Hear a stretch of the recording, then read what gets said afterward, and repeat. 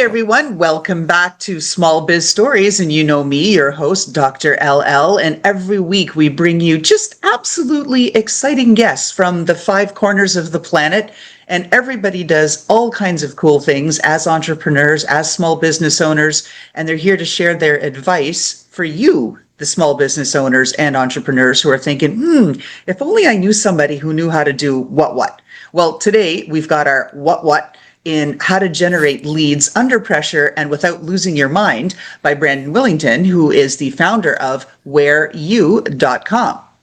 Hi, Brandon. Welcome to the show. Nice to meet you. Thanks for having me. And we've got a little bit of a lag going on because, we've got thunderstorms in the area here and some issues and all kinds of internet instability, but we're going to work through it. So, Brandon, I always like to paint the picture for the people that don't have the visual experience in our show that they're dialing in, iHeartRadio, Spotify, Apple, whatever that they're coming in from. Give our listeners a picture of, okay, who you are, where you are. Give us a sense. Yeah, sure. So my name's Brandon Willington. I'm all the way over in Perth, Western Australia, which I think I've learnt the other week that it's the most isolated city in the world. If anyone's a small business owner, particularly in Australia, because I spend about $4,000 a day just hammering business owners with ads for our With You program. It's quite funny. I get recognized quite a bit on the street or at business networking events. Like, hey, the other keeps swearing at me whenever I open my Instagram newsfeed.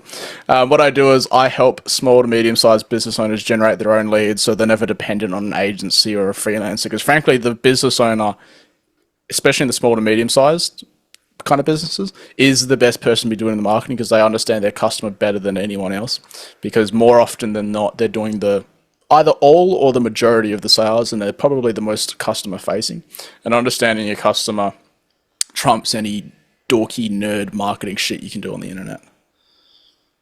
And isn't that the truth, right? I know so many people, myself included, we've spent, actually, let's not use the word spent, wasted tens of thousands of dollars in many, many multiples, saying like, this one says, click here and guaranteed we'll show you the formula. This is how you go viral. This is the da-da-da. Yeah. We'll call it. And you're like, really? Yeah, 100%. I think like at least 90% of the people that have been for our With You program have been burnt by an agency or a freelancer in the past. Why is that? Why do you think, I'm going to change the view here so we've got this closer up. Why do you think it is that so many people are getting burned? We're generally an intelligent group who is pretty sophisticated. We've got all kinds of tools, from generative AI to just general research tools to say, or Capterra, these things that, this solution is better than this solution. And we like to think we make informed decisions, yet we've all lost money. No. There's a number of different reasons. I actually posted a YouTube video about this. Like, I just went on a little bit of a 25 minute rant. I go, these are all the things your agency doesn't want you to know. For example, okay, let me rattle off a couple quick ones, and then I might zoom in on one of them. So one of the ways that agencies are really ineffective is simply the communication lag. So let's say, for example, this is, okay, well, for those just listening, my hand over here is your business, and my hand over here is the agency. There is simply just this communication lag where they request something, they review it, then it goes back and forth, and this communication lag is really what blows out a lot of the timelines, and the results get really, really slow. That's why the onboarding process takes like 2 months. Now, there's not only that, a lot of agencies will have the ad specialist, or what they'll do is they'll have, what do they fucking call them? Sorry, am I allowed to swear? I swear a lot in Australia. Yeah, that's okay. That's fine. Yeah, absolutely. It's like, go, bomb away. Yeah. So what they'll usually have is they'll have something called an account manager. Now, the account manager is essentially just a salesperson, and their responsibility is be the messenger owl to translate what the ad specialist says, the person actually doing the clicking and typing, and explain in plain English to the client. So now the client sends something to the account manager says something to the ad specialist says something to the account messenger sends it back to the client. Now, we all played Chinese whispers in like year 3, and no one has learnt that there's communication lag. Right? So there's all that going on. So not only is there a quantitative delay in communication, there's a qualitative decay as well. One of the other things that will happen is typically the wages to revenue ratios of actual done for you agencies aren't fantastic. And so what that means is typically in a standard, let's say just ballpark average agency, ad specialist might have 15 to 20 clients. And so what that means is on top of your account, they're managing 14 others probably. And so they just simply can't focus on your account as much as they would like to. Lauren, are you still there? It's just a little bit. I'm still here. I know. I think we're going to have some issues here and there. We're going to do all that we can. That's all good.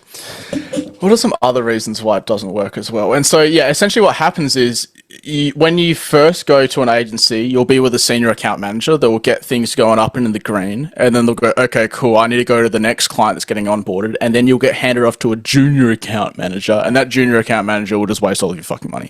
And then to stop you from churning, the senior account manager... Yeah, what's that? And time. And time. Because they're constantly checking in. Oh, just checking in, da-da-da-da. Yeah, right? Yep. Yep. And then the senior account manager will come back to stop you from churning so that they're not below like 8% churn. And then most of these agencies will just do this churn and burn thing. And then what they'll also do is they'll lock you into some like 12-month contract because like, oh, it takes like 2 months to like exit the learning phase. No, it fucking doesn't. Facebook has 52,000 unique points of data on every single user on Earth. It's essentially alien technology when it comes to predicting human behavior. It doesn't take 2 months to learn. It doesn't take 2 months to get data. I do a thing called Chadvertising. It's what I teach to small business owners is because the small business owners are incredibly time poor. Right? You're trying to wear 1,000,000,001 hats. We don't have time to do any dorky nerding. Oh, I'm going to split test these 7 different ad sets and these 15 different creatives. It's like, no. Firstly, that's not even how advertising works anymore, and you're a fucking nerd if you think that it is. I spend $4,500 a day on average on ads. I have one ad set targeting cold, and there's just 16 ads in there. I call it Chadvertising. It's just basic shit done well. And if you just do the basics well, you will always trump some nerd sitting in his mum's basement trying to split test 7 lookalike audiences. The business owner will always win because at the end of the day, marketing is about talking to your customer avatar, and some dork sitting in his mum's basement isn't talking to your customer. Business owner is. Spot on. We are going to have fun with this podcast. All right, this is what it's all about, right? So we also get into tips on what people should or should not do. So how does the average bear, small business owner, entrepreneur spot the fakes and say, yeah, you know what? I'm not going down this path. The marketing sounds too good to be true. What should they look for? Or what should they, if they see, like run, walk, don't run, right? I mean, run, don't walk. I'm so anti-guarantee now. I just like if anyone says they guarantee something, it is a band-aid solution to a poor sales process and a poor methodology. It's just like, I just want to get someone in the door because so usually what happens is, here's one of the other things. So SMMA, social media marketing agencies, were just like one of the hot make money online offers since like 2017. And so what that means is so that people can like get their reps in and get some testimonials, they'll just offer guarantees where you don't pay unless you get results. But it's like your $1,000 of ad spend is their first $1,000 of ads they've ever spent money on. They're just trying to use you and your ad spend to try and get their first couple testimonials. And then if it doesn't work out, they'll go, okay, well, I just spent like 10 hours trying to do this thing. I'll just go to the next client and just roll the dice. It's literally just gambling. All right, one of these clients has to work out, and then I'll get a testimonial, and then I'll just talk about that testimonial. I posted an Instagram reel yesterday, and I talked about like, hey, I spent, in the last 6 months, since January 1 to June 30, I spent $500,000 on ads, which is a lie. I spent $499,316.57. A little bit of a lie. That's right. Crazy. And some of my best performing ads actually open with the negatives of our program. And so skepticism levels I've noticed across the board, regardless of what industry, agencies in particular, are the highest they've ever been, because it's been enough time over the last decade that pretty much everyone has been burnt by at least one ad or something they bought from one ad. They either bought something that was drop shipped and it never delivered, that happened to me, or they bought a course and it was just a lie. Right? And so skepticism levels are ultra high. I actually asked everyone in the Melbourne workshop that we ran recently, and I said, hey, just curious guys, when you guys booked your sales call with us, were you extra skeptical because he couldn't find any dirt of me online. And the whole room, like 80 business owners audibly said yes. And I said, why? They said, I couldn't find anything bad on you online. There's no bad reviews. There's no scathing Reddit forums. And so on the thank you page of our booking funnel, there's a video, I think it's 10, 15 minutes, and I just do a loom, and I go through all of our worst reviews from our internal NPS scores. And I go, here, one person gave us a 4 out of 10, here's what they said. 5 people gave us a 5 out of 10. I go all the way, you can see 76% of people gave us a perfect 10 out of 10. But I still talk about the 4s, 5s, 6s, and 7s. And they don't even say anything that bad. They're just like, yeah, I'm not that great with tech. It wasn't like Brandon lied to me, you know. And then I have ads that run that actually openly, like, say the hook of the primary text, the very first sentence is, one person did our workshop and gave us 4 out of 10. It's one of our best performing ads. And if you click see more, it goes like 5 people gave us a 5, 6 people gave us a 6 or something like that, all the way through to 76% of people gave us a perfect 10 out of 10. And so in a market, in an economy where skepticism levels are ultra high, I'm finding a lot of strength in the negatives, right? All the people that are avoiding the negatives are just like brushing under the rug, and it's either preventing people getting to the sales calls and they're closing less, or it's drawing out their sales process because people want to do their due diligence. Because everyone's thinking, hey, yeah, all these testimonials are great, but Brandon, how much can you really fuck me on this deal? Like, how bad could it really get, right? And the people that don't address that, like, we had people say, like, yeah, I nearly just... We've had people on sales calls say, yeah, it literally sounded too good to be true. And so we send them that video again to rewatch. Or if they probably haven't watched it at that point in time. Do you think that this is all related to the trend we've seen? Like, so you talk about the skepticism rising. At the start of the pandemic, everybody was like, oh, kumbaya, let's work together. Let's figure it out. Wow, we're in this big mess together. And then as we came out of the pandemic, people started being more about themselves, right? Like me. It's the me, myself and I agenda. And then everybody came out and started hawking something, right? And so now you've got to have your Substack blog. You've got to have your TikTok. You got to have your Instagram. You got to have your YouTube. You got to have your podcast. You got to have your book. You got to blah, blah, blah, blah, right? We're all losing our minds, spreading ourselves so thin like peanut butter across the entire toast. And we can't get there. And now, because all of us have done that, and we've seen the macro influencers, go to the micro influencers, and now people just want somebody who tells the frickin' truth. It's so basic. Yep. There's a lot of points I could talk to about this. I've been rereading Reality Transurfing. Are you into spirituality at all? Yes, I am, actually. Have you read Reality Transurfing? No, I haven't. Should read it. It's a tough read. It's a thick book. I've got it on my bookshelf somewhere over there. And one of the concepts he talks about is pendulums.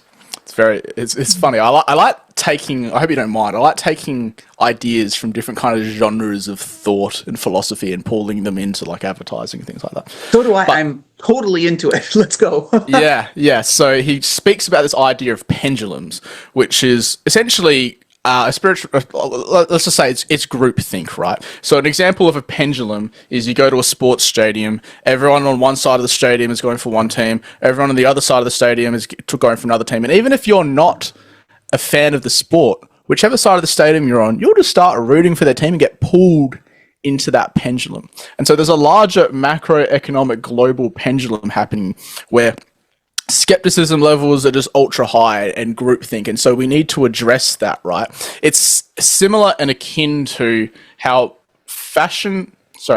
marketing strategies and tactics come and go like fashion trends. For example, remember in 2000, actually you're in the US, so you're about a year ahead of Australia. So in 2017 here in Australia, webinars were very big. They were very successful. And then enough people had done and attended webinars that they were really, really sick of webinars. So webinars were out. Then lead magnets came in. And everyone's like, oh, lead magnets, give my name out. I don't need to rock up to this thing and this fake pre-recorded webinar.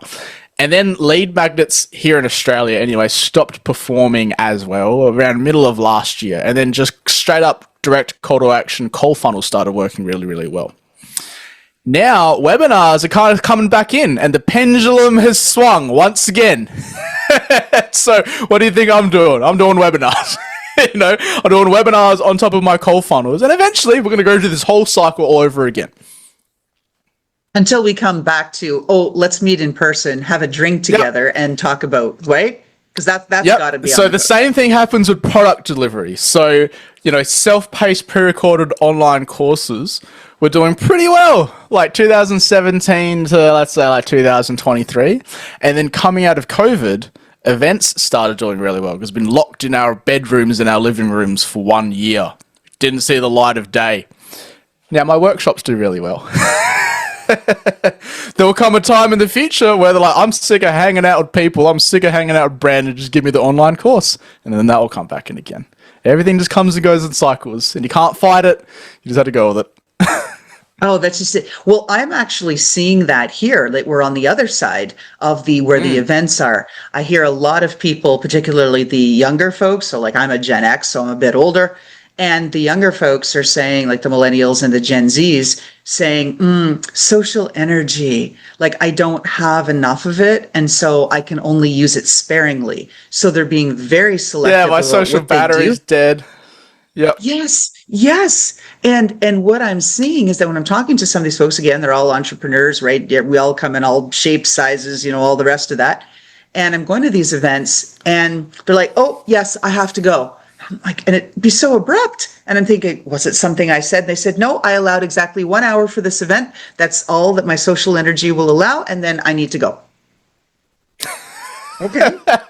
There's something else going. Sorry, I'm not going to get into conspiracy theories, but there's something larger going on here where, man, I was talking with a mentor of mine. He's actually owns part of one of my companies. And I was talking about, man, TikTok and short form content is the biggest attack on the human psyche ever. So I'll give you an example, right? So back, let's say pre 2020 or 2019, Facebook used to let you optimize for 3-second video views. People's attention spans got so short they changed it to 2. The average view duration on social media in general is 1.8 seconds. Goldfish have memories of 3. We're not doing well, right? And so one of the things you had to be like, that's why people are often surprised. I fucking hate social media. For someone that runs ads on it relentlessly, it's actually frankly very, very difficult to reach me.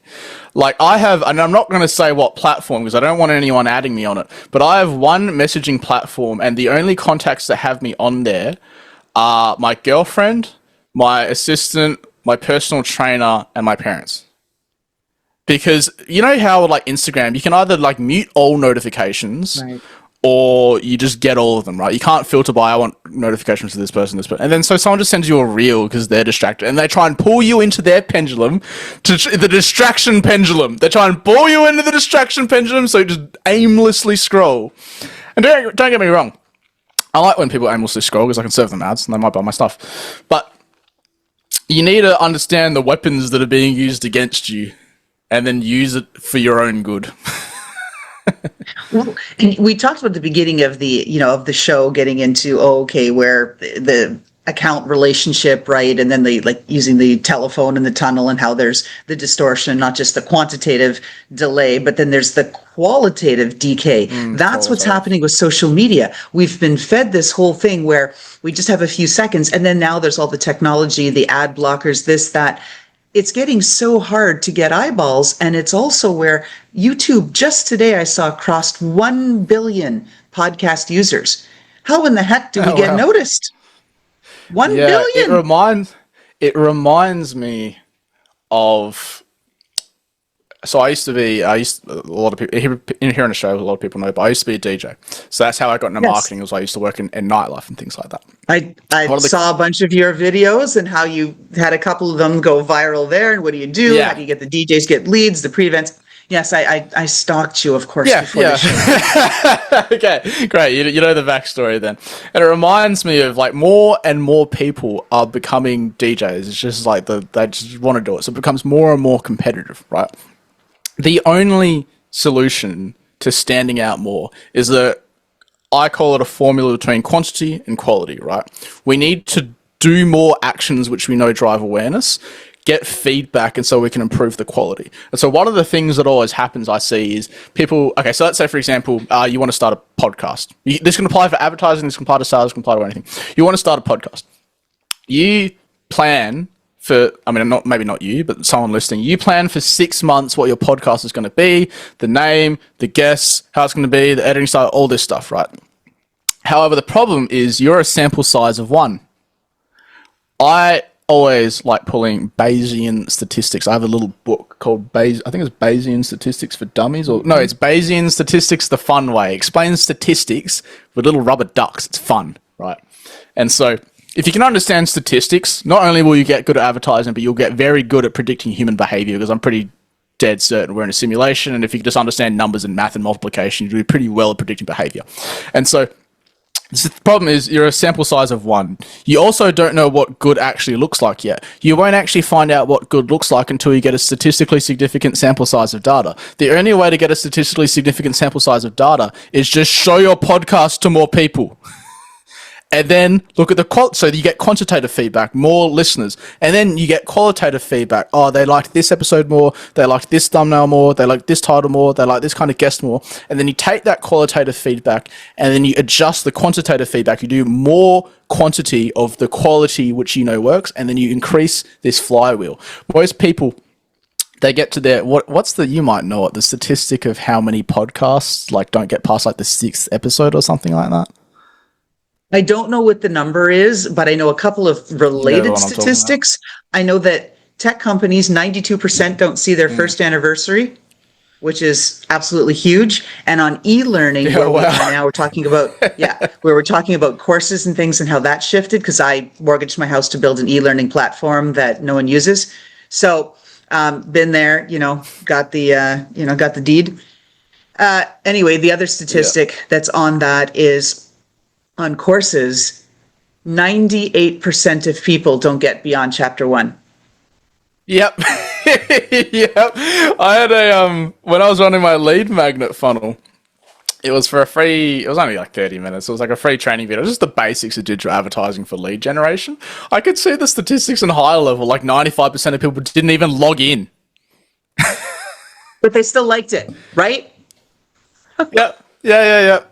There's something else to be said there, because it was free, and you if you just pay money for something, you're just more likely to use it, right? And so, because all I asked for was their name and their email, most people just weren't going to use it. Well, that's just it. Even with these courses, people are buying them, but they're just not going through them. And then they have the phenomenon with headlines that so many people share something, an article, whatever, through their social media posts. People like it, and they don't even click on the headline to see what the article's about. Yep, and that's how you get misinformation as well. It's like, I read this headline, I read the news. Like, no, you didn't. You saw an Instagram carousel.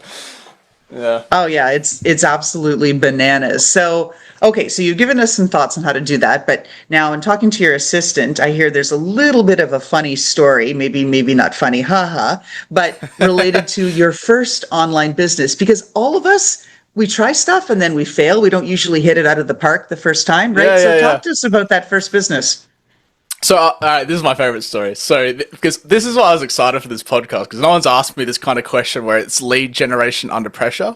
I'll tell you two. So my very first ever business with one of my best mates, Jackson Brown. He's also a business partner now for a new and substantially more successful business, but I had just gone viral for a mixtape I made in 2017. It was called Literally Fuck Genres. And he was learning about funnels and marketing and stuff like that, and he wanted to start an online business. And so we started this company called The Sound District. It was like music marketing for DJs and producers and stuff like that, right? However, we were both around 22 or 23, and we were local DJs, so we were flat broke. And so I only had enough money in my bank account until I got paid by whatever nightclub owed me money. And because, nightclubs, they take ages to pay their DJs, right? So I had enough money to buy the domain name for like $25. And after I bought that, I had $2 left. But we needed ClickFunnels to deliver the product. But ClickFunnels was, I think, 197 or 297 US dollars, which is like 3 or 4 or 500 Australian dollars. Something like that. Yeah. I don't have $400. I don't make $400 on the weekend. So what we did, we were like, all right, wait, there's a 14-day free trial though. So what we did was we just built everything really, really quickly and then just pre-sold it to a bunch of people. Like, this is what it's going to be, blah, blah, blah. And when they did that, they got access to week 1. And then I think it was like a 6 or maybe a 12-week program. We just had to stay 1 week ahead of them in terms of making the content. And so we were just pre-sold in, got a bunch of students in for the price that we just had enough money in the bank to actually like pay the ClickFunnels subscription when it would kick in 14 days later, and then just stay 1 week ahead of the students.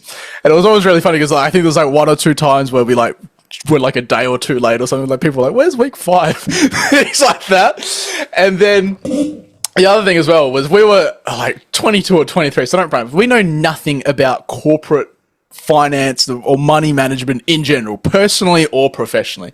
And our favorite day, or my favorite day of the week anyway, was Tuesday, because I would drive to Jackson's house, pick Jackson up, we'd drive to the bank, take out all of the money in cash minus like $50, and then I just go buy jeans or sign up to a gym or something like that. And then we're like, wait, ClickFunnels subscription kicks in again in 3 days. And so we've got to do a speed run webinar to get more money in so ClickFunnels doesn't get shut down. I think we nearly went bankrupt, like on a fortnightly basis, because we were just so irresponsible with the money. I'll tell you another one. This is more successful. So I used to have a DJ school, and we grew to have 5 locations in 3 cities across Australia. That's and huge. The way it started, the way it started was I used to DJ and be promotions manager at this nightclub called Arcade Nightclub here in Perth, Western Australia. There's a Nando's down the road, and my mate Adam was like, "Oh, you should start like a like the clubs aren't being used during the day. You should start like a DJ school during the day when they're not being used." And I went, "Oh, that's a clever idea." So I got a napkin, I got a pen, and I drew out the funnel. And I still have I have a video about this on my YouTube channel. I still have the screenshots. I messaged the owner of the nightclub, and I was like, "Hey, club's not being used. Something to the effect of the club's not being used during the day. Can I start a DJ school during the day? I need some money for ad spend. If you can front the money for the ad spend, and we'll split the profits 50-50." And he said, "Done." So the next day, I got a videographer in to do. I got a videographer in. And 2 staff members in to do like a mock DJ lesson, film it, and then make an ad. And then I didn't have enough money for like high level or ClickFunnels. I just had this preloaded credit card that the owner gave me with like $500 on it.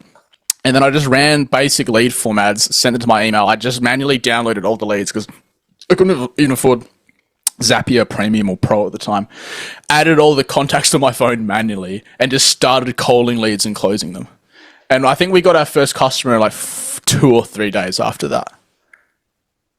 And all it was just like, I got this idea, and then we had like our first customer like 72 hours later. So is the message branded, it's be scrappy and be persistent? You had to be scrappy and fight and claw and check the bank account to make sure there's enough money coming in for the subscription. And just, I think this is one of my other bones I have to pick with business owners, where they're like, "Oh, I want to delegate my marketing."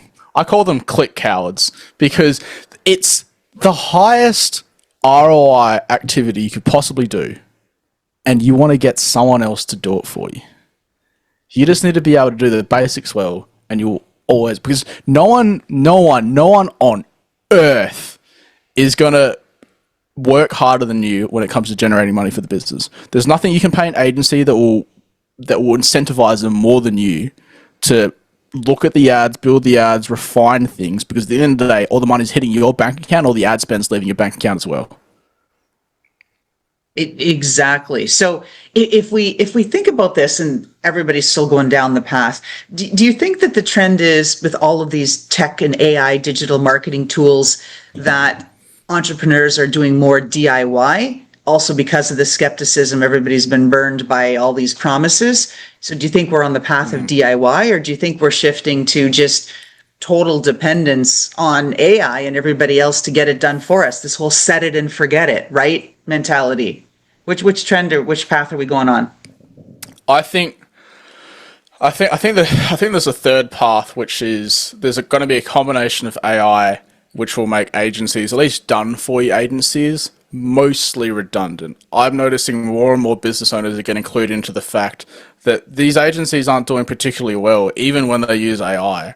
And I could probably do a better job myself. And then they try to do a better job themselves, and they do. like the number of times I've had business owners like, I didn't get any leads from my other agency. We had Chase, he spent like $850 and made like, I think $100,000 off of it. Like we actually have a problem. I posted about this in my Instagram story yesterday. I have a problem, an increasing problem. I'm noticing a trend in the comments where more and more people are commenting saying, on the testimonial ad saying, this is a lie, those numbers are outrageous. And tagging like the Australian Consumer Affairs Facebook page. And I'm like, I don't fucking blame them. I wouldn't believe it either. When all the results you're accustomed to are sub-mediocre. When anyone does slightly well, I'd be skeptical too. That's it, right? We're on that path, but it's how do we get away from it all, right? Is there one thing that we should do? Because again, we're talking about the state of overwhelm, right? For lead generation. Oh, I got my magnets, right? I've got my digital assets download and then my nurture sequence of email. Oh, and then I've got my webinar and I've got my in-person workshop. Let's have coffee or drinks and talk about whatever. Let's do this. So I got my Substack. I got my book coming out on Amazon. And of course, I'm a best-selling author for the microsecond that I launched, right? My book. Yeah, you capture it and you're a best-selling author. What do we do, Brandon? What do we do on lead generation under pressure? The solution is... The solution is, as I've been preaching my entire life, is Chadvertising. It's just doing a few things, the few basics, well and consistently. People are always often surprised when I log into my ad account. There's one campaign live. I'm dumping $4,500 on it. There's one ad set and 16 ads. That's all I'm doing. And I break it down into 3 C's, right? It's clicks from the right person, landing pages that convert, and conversations that close, right? If you just do those 3 things, you grow online with ads. You don't need this like messenger bot hack over here. You don't need like this thing over here. You just need like one thing. Someone asked me, because I'm starting to post more and more organic content, and they're like, oh, is someone seeing the benefit in posting organic content? I'm like, no, it's my ads are working so well that I'm fucking bored. I have so much free time that I just had to fill the time with something. I'm bored. That's why I'm shit posting on my Instagram. Wow. Most of us are not in that position. And then when I look at ads and the ad spend, what I'm hearing from other Google advertising and other experts, that if you're not spending, never mind $4,000 a day, but a minimum of $4,000 per month, you're not going to get the click ratios that you need. Is that true? Is that false? I mean, what are you seeing on patterns with respect to minimum lie. spending? Psy-up campaign. That's exactly what your agency wants you to think. That's a lie. I always just tell my members to start with like $30 or $50 a day. The reason I say that as well is obviously the more you spend, the faster you get feedback and you'll learn and things like that. But I say $30 to $50 a day as a beginner is fast enough you can see results, usually like the next day sometimes, but slow enough that like as a beginner you can keep up with it. It's not like you're spending $100 a day, 7 days goes by, and you've just potentially lost $700, right? It's kind of like, I was 50-50 on giving this example, but it's a bit like gambling. The first time you go to the table, like, I'll bet like $20, and then you get some feedback, all right, 50. And then like, if you got a problem, like, all right, all in, right? And so you need to start at a pace that you can keep up with. And like we've got members now that are like spending like $500 a day, right? But they slowly increase it, and then you got to take into account like capacity and things like that as well. But no, you don't need to spend like minimum The reason they say it needs to be $4,000 a month is because with their agency fees, they need you to have a minimum spend so that their retainer and onboarding fee could potentially be profitable. That's why. Gotcha. That makes more sense but it's a number I said I've consistently heard, and so I wanted to throw it out there and say, what have you heard, right? Because this is your space, your lane. And, None of my competitors like me. it's okay, right? I mean, everybody's got their different thing, and that's all about how do you stand out, right? Like you've given us a couple examples already by painting the negative picture, which is the truth, and that's what people want anyway. When they say authentic, well, don't call you out for not being authentic, because here it is, here's the samples. But what I'm curious, I want to go back to the DJ school and all of that. So you were successful, multiple locations, 5 locations, 3 cities. Why, or did you stop with that and move fully into this? So talk to us about that transition. So the problem I actually had was, so the analogy I use is DJ schools are a bit like having a local cafe. As long as you have consistent foot traffic, because it's limited to a geographical area, you'll make decent money. Also, it's easy to run, it's easy to find instructors. However, you can't massively scale it. I actually had a problem. The only reason I had to have locations in Adelaide and Sydney were because I just tapped out the Perth market. Anyone that had even considered becoming a DJ had seen my ads too many times. And so what I actually had to do was turn my ads off for a year, operate in 2 other cities, and wait for new people to turn 18. That was actually the problem that I had. I just rinsed the market. I found the market cap. And I was like, well, I want to make more money. So then I was focusing on the agency. And the other thing as well, the more... I've been mostly cold and angry this cold, but the more warm-hearted side of me was one of my massive motivations for running the DJ school was I started it in September 2019, and what happened in March 2020? All the nightclubs shut down. Yeah. All the nightclubs shut down. And overnight, all of my best mates that I've been friends with for years lost their jobs. Some of them had to go work FIFO, some of them had to go work at delis and stuff like that. And I went, oh, fuck it, I can make you jobs. The regulations here in Perth allowed us to have 2 people in the same room at the same time. So talking to the nightclubs, I also was paying the nightclubs. Nightclubs, what was happening to them? No patrons. And so I'm the only person that can come in and say, I can give you jobs and I can give you rent. It's a little bit, but it will help. And so that was my massive motivation. I shut it in 2021, 2022, because one, like selfishly, I was like, well, I want to make more money and this thing's not that scalable. And 2, the nightclub's open again and all my mates got their jobs again. And so I didn't feel obligated to help provide. That was one of the massive reasons. And but again, I want to make it very clear personally, like it just wasn't that scalable. I nearly got roped back into starting another DJ school, I think 2 or 3 years ago. And I nearly did. And I told them, I went, wait, juice isn't worth the squeeze. Like this might make $110,000 a month, a year. And I'm like, I got a thing that could make a lot more than that. I'm just going to focus on the thing to do a lot more. And so, actually, I actually do have. It's not a DJ school, but I have an online with Jackson. So Industry Set is one of my other companies that does well, and it's because it's online, so we can target the US, Australia, Canada, the UK, because it's massively scalable in that sense. We can consistently just like, do you have a Wi-Fi connection and want to learn how to make music? We can scale it that way. It's not limited to a geographical area. So I haven't completely left that space, but the model's certainly changed, and it's a different entity entirely. Well, that's fun. And so what are the things that, like, what are those metrics that you get when you say, like, oh, I was bored with this wasn't scalable, this wasn't, because as entrepreneurs, everybody has to pivot, and it might be a pivot because you're not making enough, you're not making anything at all. So you've got to make these changes. You got some market driver that changed, like, oh, for example, COVID, the nightclubs closed. So what do? You've got to respond. What do you use as your internal compass to say, yeah, I'm stuck with it, I'm bored with this, I'm doing that? Like, give us a little thought behind your thought process. I'm going to give you a little more of a vibes answer. So I think that the answer that you're actually looking for is a quantitative metric. Like, what kind of like total addressable market am I looking for? What kind of like, the market, is that kind of what you look? Oh, okay. Because I'm not on that quantitative. It's like, because it is about a feeling. When you get to that, where you're like, yep, I don't want to do this anymore. Yeah, yeah. So I'm bored with that. So I'm creating organic content. Yeah, I think it's either Japanese or Chinese. It's a concept called ikigai. Japanese. Ikigai. Is it Ikigai? Ikigai. Yeah. And what is it? Could you remind me? So it's the triple intersection of what the world needs, what you can be paid for, and what you're good at?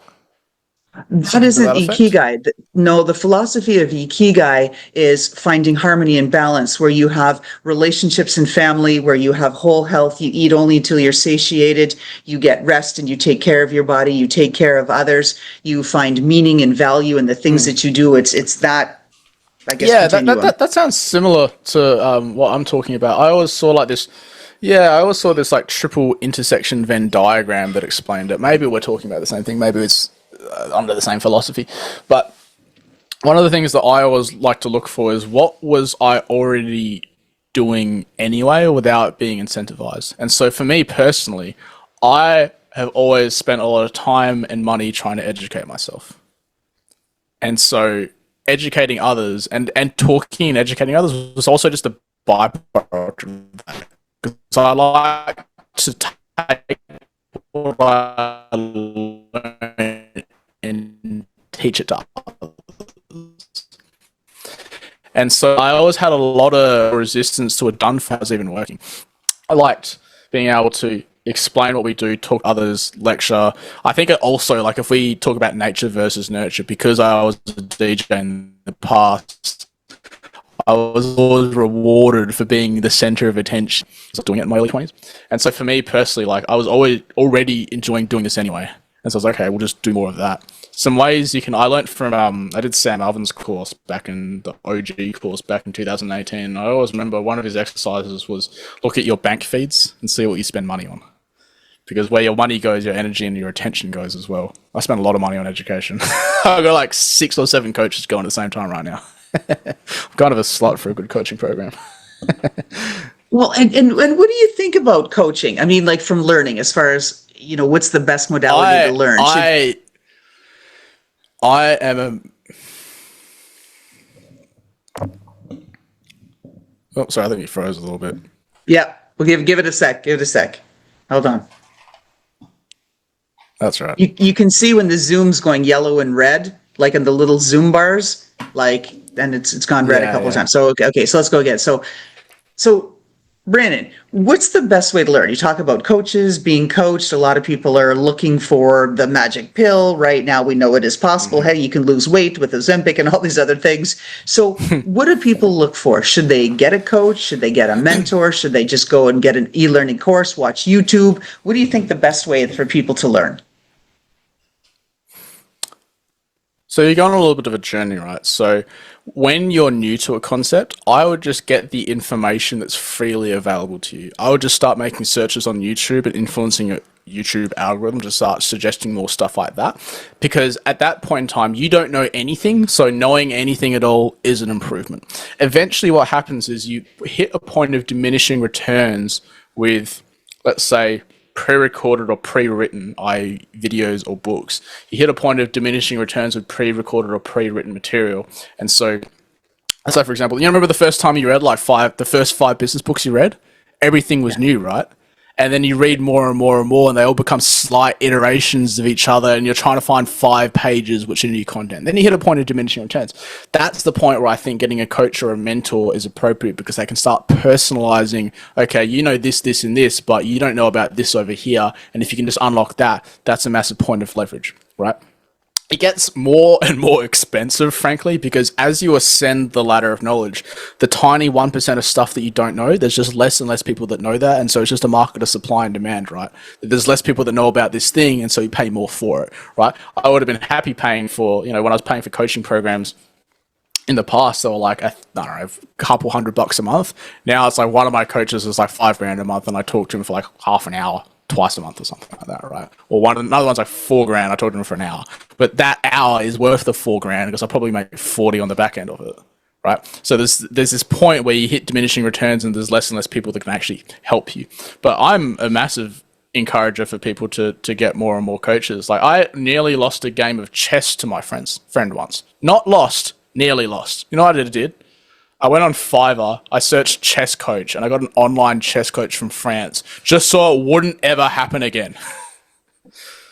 Yeah, you don't sound like somebody who accepts losing very well. No. No, I don't think I give off that vibe. No, didn't get that from you. And as we're getting close here to the end of our show, what would you like to share with our audience? Like, we've gone through a lot of things about your thoughts on be focused on continuous learning, trying, not believing all of the crap and hype out there. Go learn for yourself, really dig in and embrace skepticism, right? It can be a good thing. It might save you some consternation and some money loss if you get into it. What else do you want to tell our audience? My massive enemy is what I refer to as enablers. So regardless what you're trying to get better at, whether it's marketing, sales, business, personal development, anything, there is always going to be a voice. It could be a person, it could be an idea, it could be a concept, it could be a pendulum, referring back to that book that I was speaking about earlier, that is going to enable you. For example, marketing agencies will enable you and go, oh, no, you don't need to do the marketing. You should focus on what you're best at. Let us do the marketing. And you, as a clever business owner, or perhaps clever, perhaps not, you go, yes, delegate. I should delegate this to someone else. Rather than logging into an interface, which in the first 5 minutes looks scary, and you close the tab and you don't ever want to do it again. You go, I'm clearly not good at this. I'm going to delegate it. It's the akin to going to a gym and getting a personal trainer, and you don't work out. You just watch the personal trainer do it, and you don't get any muscles. Your bank account just goes down. Right? There's a number of people that are going to enable you, whether it's agencies, whether it's ideas, concepts. There's always going to be a voice which tells you, no, you can do this easier thing instead. However, the easy path is, regardless of whether it's just advertising or you're trying to David Goggins something and do a marathon, it's always not going to get you any results. Resistance and psychological pain or physical pain, perhaps, if you're going to the gym, is always a symptom to growth. Absolutely. And that's why I think people have to learn by doing. You've got to go through it. And I always tell everybody that I mentor, it's okay to spin, try things, but I don't want you to spin for a long time. Do a cycle. So try it out, learn, grow, figure it out, refine. And then if you're going to stuck and keep spinning, let's talk. Let's stop the spin so you don't, go into the downward spiral. But you got to do one cycle, one loop to learn. I'm all for it. And you're thinking about other books and things. One of the ones that I just found in my bookshelf, again, read it a long time ago, Spiritual Audacity. And it's an interesting perspective and journey on how people look at the combination of everything from science to real experiences to faith and that whole intersection, right? How it all sort of comes together. And so it's an interesting story. So I think you might like it, just getting your vibe here. Spiritual Audacity, the Abraham Joshua Heschel story? Yes. Cool. Getting that. It's a little bit of an out there read, maybe, but I don't know. I think it's good to expand your mind, right? Because you want to figure out, like you said, how you stitch it all in and layer it in different ways. Because if everybody's reading the same books, right, all of the time, and you're doing the same thing, and here's the, like you said, go high level. Here's the click funnel. Here's the thing. Here's the recipe for that. Like, then everybody descends into sameness, and you'll never stand out. So that's not going to work. Actually, that's one of the things I tell people to do when they were in love with reading and they fell out of love with reading, is go to a specialist bookstore and just go to a weird section. And just close your eyes and just pick a random book out. Because then the novelty of it being new will make it exciting again. Like, I read like engineering and programming books. Not an engineer. Parents wish I was, or at least they wished I was when I was in high school. I was a lawyer, a doctor, an engineer, the very first president of Australia. I dropped out, became a DJ. And then, so I'll read books on like... the same? And then reading a weird book and going, I can apply that to this over here. For example, talking about spirituality and bringing it into marketing. Well, it is to all layered in, and I see the book within reach, so I'm going to do like a reach for 1 second here. So I'm really getting into the graphic novels, and this one, really? like free speech. And it's called Free Speech. It's all about, these are examples of real cases in the United States of everything from this woman who gave the middle finger to Trump in his first presidential run. And it has like uses of the words, like selective cuss words and how they've been used or shouldn't be used in schools and how people have been reprimanded. And it's all of these like graphic illustrations. Cool. And some are fun, some are like kind of weird and explanations. Right, they are. It's really clever. And then I think the font is micro font. I have to wear my special cheater reader glasses to see it. But it just helped encapsulate things in a different way for me. So I loved it. Anyway, I think it's good to read and have different things. I've got okay, well, there you go. So you've got that. So Where, Brandon, can people find you? How can they find you? Now, we know you keep your personal coordinates private, then that's okay. But how can they find you online in your business and what you do and learn from you? If you're in Australia, just open Instagram. You'll see me. Don't worry about it. But if you're in the US, our Instagram is just whereyou.com.au. It's only following one account, which is me. So if you want to find my personal one, which I post on there, you can find that there as well. Or just whereyou.com.au. We're easy to find. I know, but I like to have people say it, right? So they can find it. Of course, that'll be in the notes section and all the rest of that sort of good stuff. Last question. It is our signature question because this has been a blast. I've had a lot of fun doing this. I always ask people if we could look into your closet and there's footwear, accessories, clothes, something in there that personifies who you are, Brandon Willington. What are we looking at? Sorry, you kind of cut out. What could you just? Oh, of course I cut out. So we go into people's the last question. I was so excited. I know, it's like, oh, darn it. Yeah. Talk to us about some footwear, a boots, a shoes, a clothing, an accessory, something that personifies who you are. And when you wear that thing, it's like, yeah, that's my personality to a T. Why? Black t-shirt. Actually, this is interesting. This is another spiritual thing as well, right? So, as a DJ, I always wore black long line t-shirts. I never tucked them in. One of the things I've been working on recently, so I quit drinking 6 weeks ago. I used to drink heavily, like 4 or 5 nights a week, right? Congrats, and it's big. I've tried to stop in the past, but the thing is, and I was going to post about this on YouTube, is to-do lists and habit trackers are a little bit like a band-aid solution to a bigger problem. What you actually need to do is change your identity. And so there's a lot of things I did, like journaling and things like that, but one of the things I did was I just got slightly different. They're actually a little bit heavier shirts, and now I just tuck them in and wear a belt. That's all I changed. And it felt like a slightly different uniform in the morning. It's amazing what that can do, right? Just how it changes your perception of yourself and then how others see you. Mm-hmm. Yep. I teach some of that in our executive presence class. We get guys that are like, well, I like being untucked. I'm like, just tuck it in and put a belt on. Like, I'm not saying go buy a suit. Like, you don't have to, just slightly heavier shirt, so it feels like armor. What are you doing, Mango? Sorry, the cat's just... Oh, hello, kitty cat. What are you doing, Mango? I've got my baby over here. I've got 2. There's another cat in another room somewhere. Oh, there she is. All right. So with that, Brandon Willington, whereyou.com.au, thank you for joining us all the way from Perth, the land down under, from us up here in New Jersey, right? What a contrast. It's been a lot of fun having you on the show. Thank you so much for all your tips and insights. Thank you very much.